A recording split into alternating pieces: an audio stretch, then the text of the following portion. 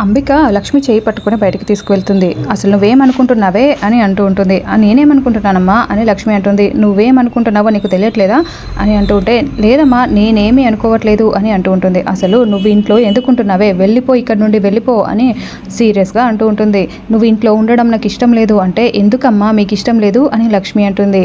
చెప్పాను కదా నువ్వు ఈ ఇంట్లో ఉండడం మాకెవరికి ఇష్టం లేదని, అయినా ఎందుకే ఇక్కడే పాకులాడుతూ ఉన్నావు అని అంటూ ఉంటే, అయినా మీకెందుకమ్మా ఈ విషయాల గురించి నన్ను ఎందుకు నిలదీస్తున్నారు, అయినా మీరు ఇవన్నీ వదిలేయండి అని నేను వెళ్ళిపోతున్నాను అని వెళ్ళబోతూ ఉంటే, ఎక్కడికే వెళ్తున్నావు, ఉండవే అని ఆపుతుంది. 100 కోట్లు స్కామ్ ఏం చేసావే, నువ్వే కదా చేసిందంతా చేసి ఏం తెలియనట్లు తిరుగుతున్నావు అంటే, చేసింది ఎవరో మీకు తెలుసు కదమ్మా అని లక్ష్మి అంటూ ఉంటుంది.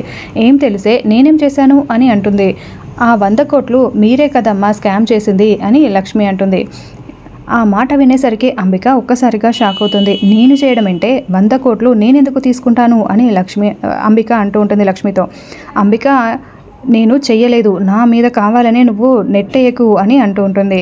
మరి కావాలని నెట్టేయకపోకుండా అనవసరంగా మీరెందుకు నన్ను అంటున్నారమ్మా, అయినా మీరే కదా అదంతా చేసింది నాకు తెలుసు అంటే, సాక్ష్యాధారాలు లేకుండా అనవసరంగా ఒకరిని నిందించకూడదు అని అంబిక అంటుంది.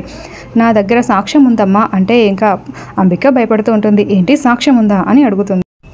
ఏంటి ఆ సాక్ష్యం అని అడుగుతుంటే, అవును ఆ రోజు యమునమ్మ గారి నగలు తీసుకువెళ్ళిన వ్యక్తికి మీకు సంబంధం ఉంది, అతన్ని మీరు మళ్ళీ కలిశారు, డబ్బులు ఇచ్చారు, అలాగే నగలు కూడా మీ ద్వారానే అతను ఎత్తుకెళ్ళాడు, అతని పేరు సిద్ధార్థ్ అని లక్ష్మి చెప్తుంది. ఆ మాట వినేసరికి అంబిక ఒక్కసారిగా షాక్ అవుతుంది. లేదు నాకు సిద్ధార్థ్ ఎవడో తెలీదు అని అంటుంది. లేదమ్మా మీకు తెలుసని నాకు తెలుసు అని అంటూ ఉంటుంది. అలా అనేసరికి ఇక అంబిక, చూడు నువ్వు అనవసరంగా నా విషయంలో కలుగజేసుకోకు అని అంటూ ఉంటే, అన్ని ఆధారాలు పెట్టుకొని నేను ఇంత కూల్గా ఎందుకున్నానో తెలుసా, ఈ ఇంట్లో మీ పరువు పోతుందని, అంతేకాదు ఇంట్లో మీకు గొడవలు జరుగుతాయని ఎవరికి చెప్పలేదు, అందరూ సంతోషంగా ఉండాలని మీ పేరు నేను బయట పెట్టలేదు, లేదంటే అసలు విషయాలన్నీ బయట పెడితే చాలా దారుణాలు జరుగుతాయమ్మా అని లక్ష్మి అంటుంది. అంబిక ఏమో, ఏంటే నన్నే ఎదురించి ఇలా రెచ్చగొట్టి మాట్లాడుతున్నావు అని కోపంగా అంబిక అంటూ ఉంటుంది. అలా అనేసరికి ఇక లక్ష్మి, ఏంటమ్మా మీరు నమ్మట్లేదా, నా దగ్గర సాక్ష్యాలు ఉన్నాయి చూపిస్తాను అంటే నాకు నమ్మట్లేదా, అయితే అందరి ముందు చెప్పనా అని లక్ష్మి అంటుంది. నువ్వు అని సీరియస్గా అక్కడ నుండి కోపంగా లక్ష్మిని వెళ్ళగొట్టాలని, ఇంకోసారి నువ్వు ఇలా చేసావంటే ఊరుకొని చెప్తున్నా, నన్ను ఎందుకంటున్నావే అని అంబిక అంటుంది. అంటే మీరు భయపడుతున్నారమ్మా, నా దగ్గర సాక్ష్యాలు ఉన్నాయి నేను చెప్పేస్తానేమో అని భయపడుతున్నారు కదా, ఇలాగే భయంతో ఉండండి, మీరు ఇంకేమైనా చేశారంటే నిజంగా చెప్పేస్తా అని లక్ష్మి వెళ్ళిపోతుంది. అంబిక చాలా సీరియస్గా, దీనికి మాటలు ఎక్కువైపోయాయి, నేనే చేశానని తెలుసుకున్నట్టుంది అని అనుకుంటూ ఉంటుంది. చారుకేశ అక్కడికి వచ్చి, ఏంటంబిక ఏదో కోపంగా ఉన్నట్టున్నావు అని అంటే, నేనెందుకు కోపంగా ఉంటాను అని అంటుంది. నువ్వు ఎందుకు ఇంత కోపంగా ఉన్నావో తెలుస్తుందిలే అని చారుకేశ అంటాడు. ఏంటి బావా అనవసరంగా విసిగిస్తావు అని అంటుంది. అందుకే చెప్తున్నా మరదలా, పెళ్లి చేసుకో, ఎవడో ఒకడు గంతకు తనక బొంత అన్నట్టుగా ఎవరో ఒకరిని చేసుకున్నావంటే అలా పడుంటాడు, అప్పుడు నీకు కొంచెం బాధ్యతలు వస్తాయి, అప్పుడు నువ్వు చక్కగా ఉండొచ్చు, ఇలా చిరాకులు కోపాలు ఎందుకు చెప్పు అంటే, నువ్వు నా జోలికి రావద్దు బావా అని కోపంగా వెళ్ళిపోతుంది అంబిక.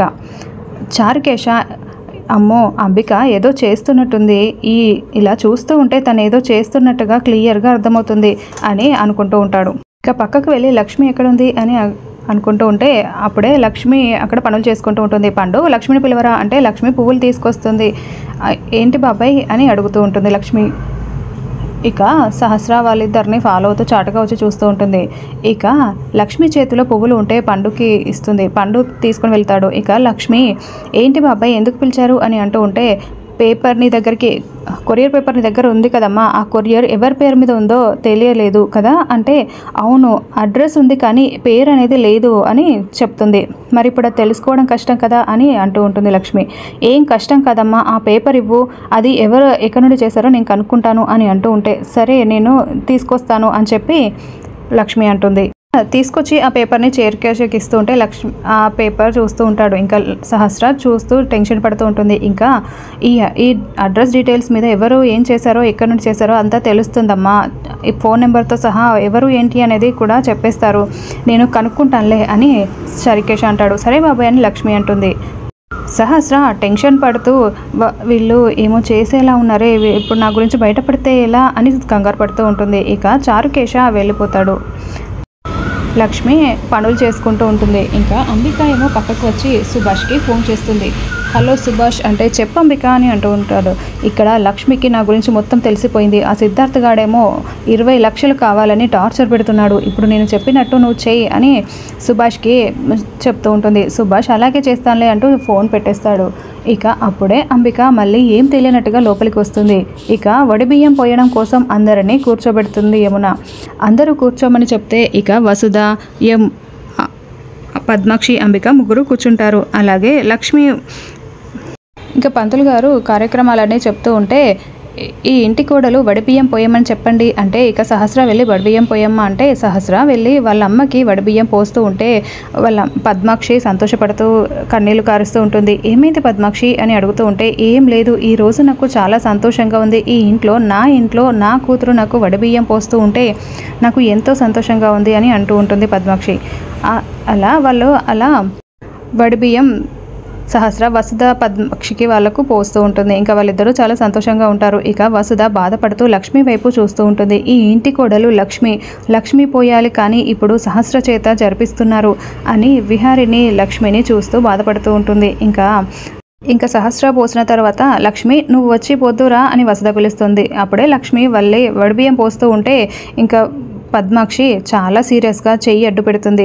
నువ్వెవరే నాకు వడిబియ్యం పోయడానికి, నీతో నేనెందుకు పోయించుకుంటాను, నాకు అక్కర్లేదు అని పద్మాక్షి అంటూ ఉంటుంది. అలా అనేసరికి అప్పుడు వసుధ ఏంటక్క తను పోస్తే ఏమవుతుంది, ఏం కాదు పోయించుకో అంటే వద్దు అని చెప్పాను కదా, నేను ఈరోజు చాలా సంతోషంగా ఉన్నాను కాబట్టి వద్దు అని నిదానంగా చెప్తున్నాను, లేదంటే ఇంకోలా ఉండేది, వద్దు నాకు అని కోపంగా అంటూ ఉంటుంది. ఇంకా అంబిక ఏమో ఎందుకు వద్దని చెప్తుంటే నువ్వచ్చి చేస్తున్నావు అని తిడుతూ ఉంటుంది. వసుధ ఏమో సరేలే లక్ష్మి నాకు పోయి వడిబియ్యం అని అడుగుతూ ఉంటుంది. అప్పుడే లక్ష్మి పోయబోతూ ఉంటే అక్క నువ్వెందుకు పోయించుకుంటున్నావు, పద్మాక్షి అక్క వద్దని చెప్పింది, నువ్వు కూడా వినొచ్చు కదా తను ఎందుకు చెప్తుందో అని అంటూ ఉంటే ఇక అప్పుడే వసుధ నాకేం కాదు నేను లక్ష్మి చేతే పోయించుకుంటాను అని వసుధ అంటూ ఉంటుంది. అమ్మ లక్ష్మి నువ్వు కూడా పోయమ్మా అంటే లక్ష్మి వడిబియ్యం పోస్తుంది. అప్పుడు చాలా సంతోషంగా వసుధ నువ్వు ఈ ఇంటి కోడలువమ్మ నువ్వే పోయాల్సింది కదా అని మనసులో అనుకుంటూ ఉంటుంది. తర్వాత లక్ష్మి వడిబియ్యం పోసాక అక్కడి నుండి లేచి పక్కన నించుంటుంది. పంతులు గారితో ఆశీర్వాదం తీసుకోండి అని చెప్పడంతో సహస్ర విహారి యమున వెళ్ళి మీరిద్దరూ ఆశీర్వాదం తీసుకోండి అని చెప్తుంటే సరే అని విహారీ సహస్ర ఇద్దరు పంతులు గారి దగ్గర ఆశీర్వాదం తీసుకుంటూ ఉంటారు. ఇక దీర్ఘసుమంగళి భవ అని పంతులు గారు ఇద్దరిని ఆశీర్వదిస్తూ ఉంటాడు. ఇంకా మరోవైపు పద్మాక్షి చాలా సంతోషంగా వచ్చి యమున పక్కన నిలబడి యమున చెయ్యి పట్టుకొని ఈ రోజు నాకు చాలా సంతోషంగా ఉంది, ఎంత బాధపడ్డానో ఎన్ని సంవత్సరాలు, కానీ నీ కొడుకు నా ఇంటికి వచ్చి నువ్వు నా ఇంటికి వచ్చి నా కూతుర్ని మీ ఇంటి కోడలుగా చేసుకుంటానని చెప్పి నన్ను బ్రతిమిలాడి ఇక్కడి దాకా తీసుకువచ్చి తర్వాత ఎన్నో సమస్యలు తర్వాత విహారీ సహస్ర పెళ్లి జరిగి ఈరోజు నా కూతురు చేత ఇలా నేను వడిబియ్యం పోయించుకుంటున్నందుకు నాకు చాలా చాలా సంతోషంగా ఉంది. ఈ సంతోషం అంతా నీ వల్లే, నేను ఎక్కడైతే పోగొట్టుకున్నానో అక్కడే నా సంతోషాన్ని తీసుకొచ్చావు అని చాలా సంతోషంగా ఇంకా పద్మాక్షి యమునతో సహస్ర ఈ ఇంటి బిడ్డ నా బిడ్డ కాదు, ఇక్కడ నుండి మీ ఇంటి కోడలు, తను ఎలాంటి తప్పులు చేసినా చిన్న చిన్న పొరపాట్లు చేసినా మీరే సర్దుకుంటూ పోవాలి అని చెప్పి మాట్లాడుతూ ఉంటుంది. ఇంకా విహారీ వచ్చి సహస్ర మీ బిడ్డే అత్తయ్య ఎప్పటికీ మీ బిడ్డే అని చెప్పి అంటూ ఉంటాడు. ఆ మాట అనగానే అందరూ చాలా షాకింగ్గా చూస్తూ ఉంటారు, పద్మాక్షి కూడా. అప్పుడే యమున